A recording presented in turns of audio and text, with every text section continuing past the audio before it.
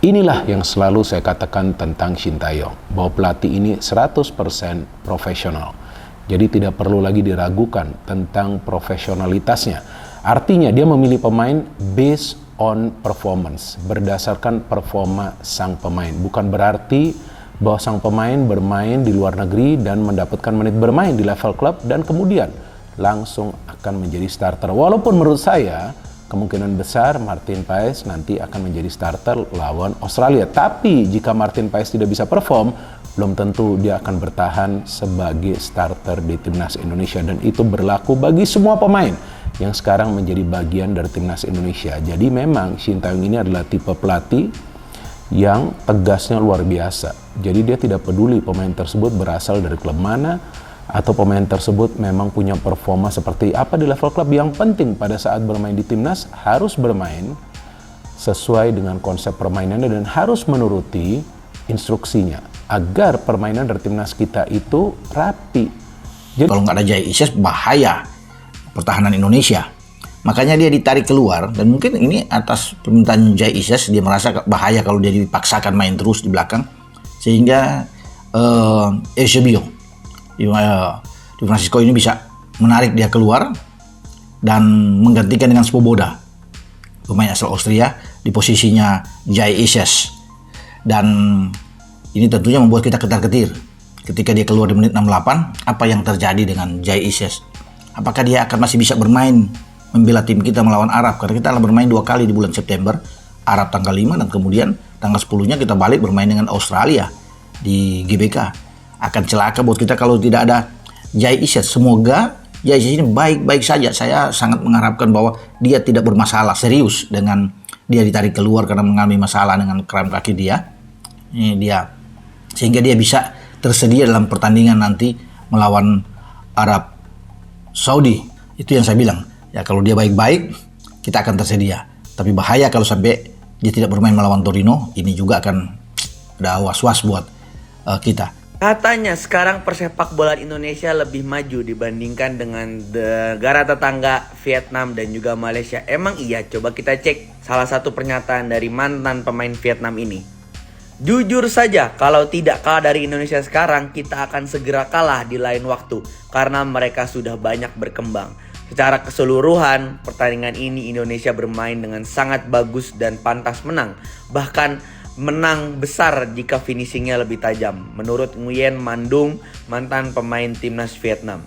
Kalau nggak salah, kemarin gue juga lihat di beberapa cuplikan video di TikTok kalau pundit-pundit Malaysia itu sangat menyanjung tim kita, yang dimana notabene dengan skuad termuda tapi mampu untuk tidak pulang duluan seenggaknya dibandingkan Vietnam dan juga Malaysia yang sekarang sudah dipastikan bakal pulang kampung terlebih dahulu. Nah, sebenarnya kalau menurut gua sebagai penyintas sepak bola, gua bener-bener seneng banget sama progres yang ada sekarang. Yang bikin gua bingung adalah sebenarnya gini. Pemain orang Vietnam aja, pundit Malaysia aja muji-muji sepak bola kita. Kenapa banyak banget pemain kita atau juga orang-orang kita atau pundit-pundit kita yang masih tidak suka dengan progres sepak bola yang ada sekarang di timnas kita? Jujur, ini sebuah progres yang emang prosesnya harus sabar gitu loh. Gak bisa instan dan gak bisa langsung berhasil dengan gelar juara gitu. Karena notabene pemainnya masih muda, nggak bisa instan, terus juga semuanya masih banyak banget harus menimba pengalaman lagi lah. Menurut gua Shin Tae-yong layak untuk dipertahankan untuk beberapa tahun ke depan. Anda menulis di Spotify dan beberapa web online lain dengan judul pelatih spesialis striker datang pertanda ST gagal asah lini serang. Yes. Ya, apakah itu berarti ST sudah gagal sejauh gara-gara belum punya striker yang tajam? Saya lihat dari 2021 lah, data ketika setelah Covid 2020 baru lumayan reguler itu kan pertandingan tim nasional senior 2021. 21, 22, 23, 24. Dari 4 tahun itu ada 51 pertandingan yang dilakoni. Tentu ya berbagai macam pertandingan. Ada friendly, ada turnamen, ada kualifikasi Piala Dunia, kualifikasi Piala Asia dan sebagainya. Itu total golnya 98. dari 51 pertandingan. Artinya rataan golnya berapa? Cuma 1,9 Oke. rataan golnya Dalam setiap match. dalam setiap match. Artinya masih rendah lah. Itu pun sebetulnya 98 gol dalam kurun 4 tahun itu. Misalnya terbantu lawan Brunei ini 3 kali tuh di situ. Rentang waktu itu 3 kali. Total golnya lawan Brunei 19. Ada lawan Nepal juga 7 gol gitu loh. Itu udah dibantu jumlah gol yang lawan yang seperti itu. Dan sebaliknya, saya pikir Sintayong juga paham dia punya pilihan yang lebih dari cukup untuk saat ini. Dan saya yakin Sintayong adalah pelatih yang 100% profesional. Artinya, ya dalam tanda kutip lagi nih, tidak baperan. Gak mungkin juga dia baperan dengan pemain. Tapi dia melihat pemain ini sekarang dia butuhkan atau enggak nih.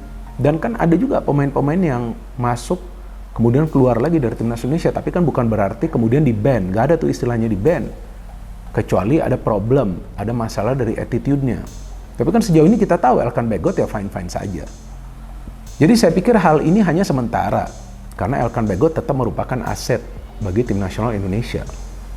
Dan juga kita tahu bahwa sekarang ini kan Sintayong mulai memonitor pertandingan-pertandingan dari Liga 1. Mungkin juga nanti dia akan memanggil pemain yang bermain di Liga 1.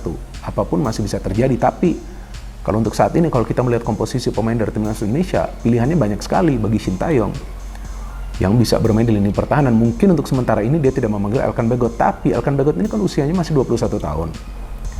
Nah bisa juga nanti next, pada saat timnas Indonesia U23 itu bermain di pertandingan yang memang termasuk kalender FIFA, atau memang pada saat dia diberikan izin oleh klubnya untuk membela timnas Indonesia, bisa juga nanti dia dipanggil lagi. Jadi ini bukan berarti akhir dari Elkan Bagot. Enggak, bukan akhir. Ini hanya sementara. Sebelum lebih lanjut, jangan lupa tekan tombol jempolnya sebagai tanda bahwa kalian cinta timnas Indonesia.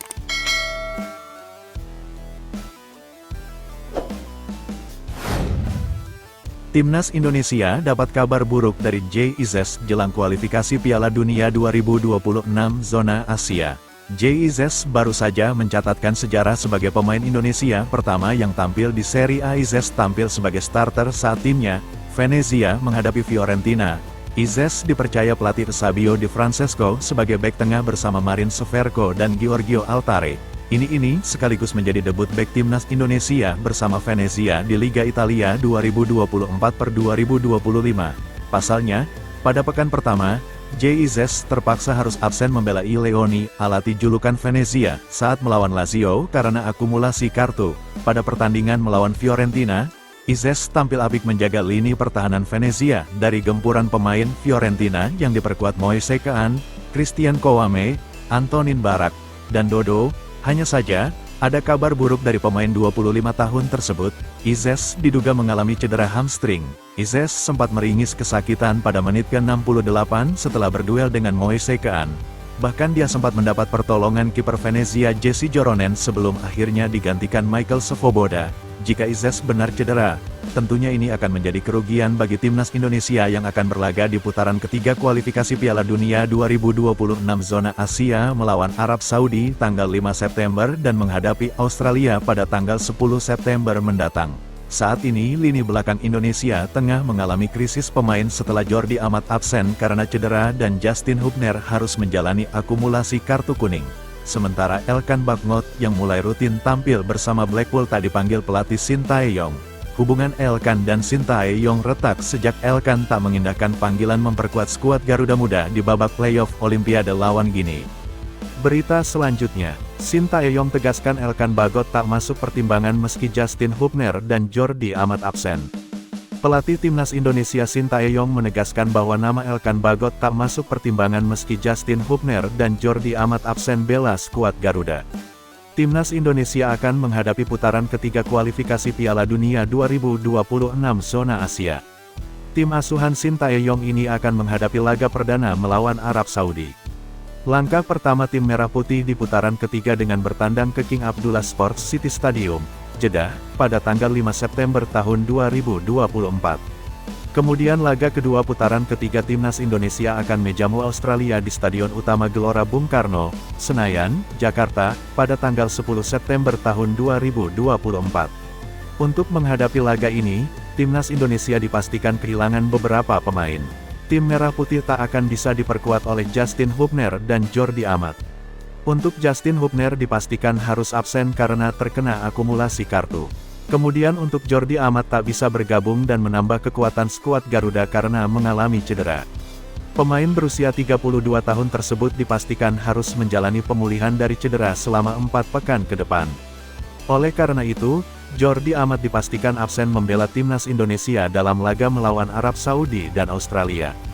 Persiapan sangat baik, tetapi hanya Jordi saja yang ada sedikit masalah, jadi saat pertandingan Liga Malaysia, Jordi alami cedera dan tidak pulih-pulih dan akhirnya harus istirahat selama 4 pekan ke depan, ujar Sintayong kepada awak media termasuk bolasport.com di Plaza Mandiri, Jakarta, Jumat tanggal 23 Agustus tahun 2024. Pelatih asal negeri ginseng tersebut bahkan mengaku telah menelepon Jordi Amat langsung. Setelah berbicara dengan pemain Johor Darul Takzim tersebut, Sin memutuskan untuk mencari pengganti. Saya sudah telepon Jordi dan telah diputuskan ada sosok pengganti, kata Sintayong. Walaupun ia mengaku akan mencari pengganti untuk posisi Jordi Amat dan juga Justin Hubner pastinya. Sintayong mengaku bahwa ia tak mempertimbangkan nama Elkan Bagot meski kehilangan 2 pemain belakang sekaligus. Padahal Elkan Bagot ini sebenarnya sebelumnya selalu menjadi langganan timnas Indonesia di era Sintayong. Akan tetapi, akhir-akhir ini ia tak masuk dalam beberapa waktu pemanggilan terakhir. Sama sekali tidak dipertimbangkan nama Elkan Bagot, tegas Sintayong. Kehilangan beberapa pemain belakang itu membuat Sin mengaku akan mencari pengganti. Walaupun ia tak mengungkapkan siapa yang akan menggantikan posisi Jordi Amat, Justin Hubner, hingga Elkan Bagot. Sekedar informasi, timnas Indonesia dijadwalkan akan berkumpul di Jakarta pada tanggal 31 Agustus tahun 2024 untuk pemain domestik. Setelah itu, mereka akan langsung bertolak ke Jeddah untuk menjalani persiapan lawan Arab Saudi. Sementara itu, untuk pemain abroad akan langsung menuju Arab Saudi nantinya.